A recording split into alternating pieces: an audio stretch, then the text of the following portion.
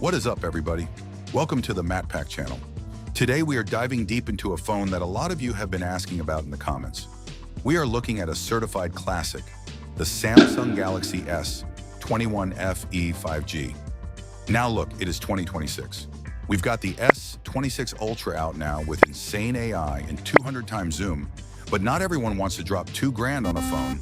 That's why the Fan Edition exists. But does this older model still hold its ground, or is it starting to feel like a total relic? I've spent the last week using this as my primary device to see if it's a budget king or a laggy nightmare.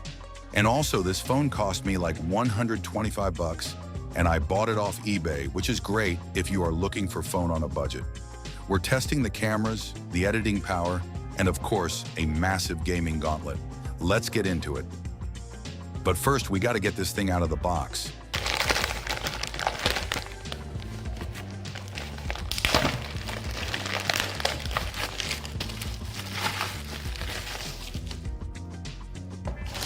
Even years later, Samsung's packaging is so clean. Opening the lid, and there she is. I've got the nice color here, and man, that matte finish still feels so premium. It doesn't pick up fingerprints, it's light, and it just feels right in the hand. All right, let's turn it on. Wait a minute, it's dead. Are you kidding me? I'm holding the button and nothing. Not even a charging logo. I need to charge it right now. I seriously hate when this happens. You get all hyped up to test a phone, and it won't even show you the logo. I guess it's been sitting in a warehouse too long. All right, guys, I gotta get some juice into this thing. Be right back.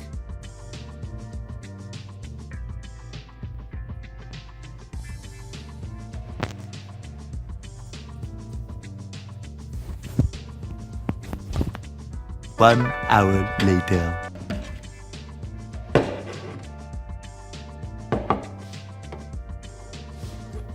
Okay, I'm back. I let it sit on the fast charger for a bit, and we are officially back in business. Samsung Galaxy logo. We love to see it. Welcome. Now, during the setup process, you're going to hit those two big screens, Google and Samsung accounts. Here's my take. The Google account is a 100% must for the Play Store and YouTube. But if you like the Samsung features, just maybe do the Samsung account part. It gives you access to the Galaxy Store, Samsung Pass, and SmartThings Find, which is a lifesaver if you lose your phone. Wait, are you kidding me? It's asking for a verification code? Ugh, this is the struggle of the ecosystem, guys. I gotta grab these other Samsung phones that I had on for the Samsung Verify code. I've got a whole pile of tech over here just to log into one device. Give me a second while I hunt down that 2FA code. Okay, we're finally in and synced up. Let's talk daily use. I loaded up Facebook, YouTube, Reddit, and TikTok. Honestly, in 2026, the S21 FE still feels surprisingly snappy for scrolling. That 120 Hz refresh rate display is the hero here. Everything feels buttery smooth, which is way better than the 60 Hz screens you find on newer budget phones. And check this out. One UI is still a beast for productivity. I've been using the split screen window feature to watch YouTube while scrolling Reddit, and it works pretty good. I also tested the picture-in-picture mode. Having a video playing in a small corner while you're replying to Discord messages is seamless. No major lag, no crashes, it just works. Now let's look at these lenses. The camera is still great. You've got UHD and 60 FPS video recording, which is honestly pretty great today. In a world of 8K, 4K at 60 is still the sweet spot for TikToks and vlogs. The colors are vibrant, the stabilization is solid, and it doesn't look like old footage at all. I also wanted to see if this could be a budget editing station, so I opened CapCut. I put together a 1.5-minute video at 4K 60 frames per second, max settings with transitions and effects. Let's hit export.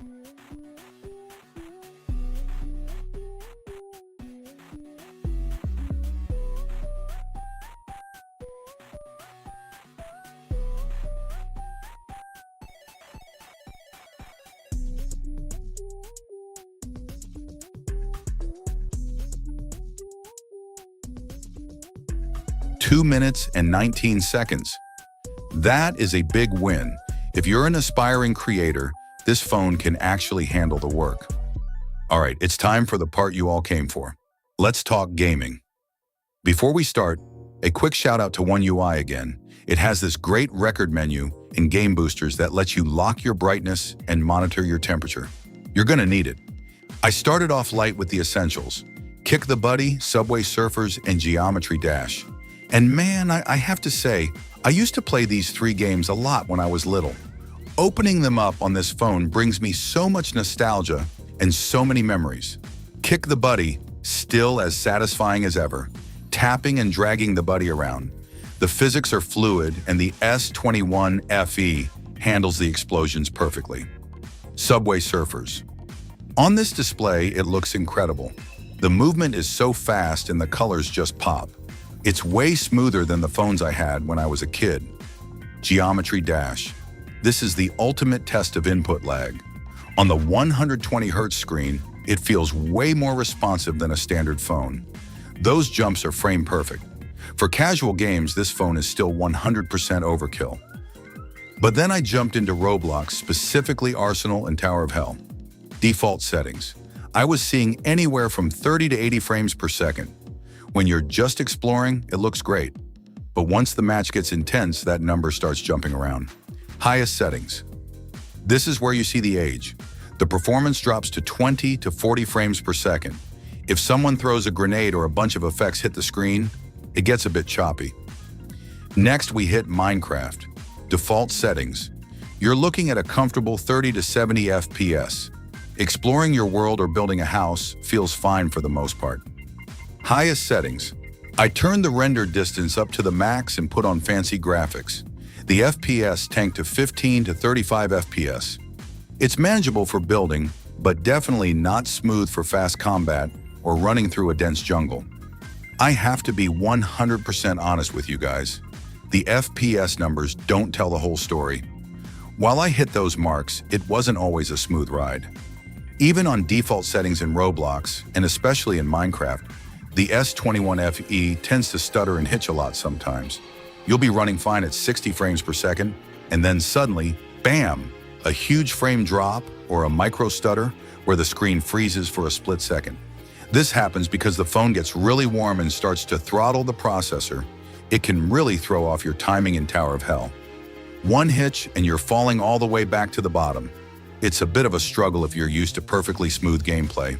As you can imagine, heavy gaming and that 120 Hz display drain the battery fast. If you're playing Roblox for 2 hours, you're going to be looking for a plug. Under heavy load, the battery life is just okay. However, the saving grace is super fast charging. You can plug it in and get a massive percentage back in just 30 minutes.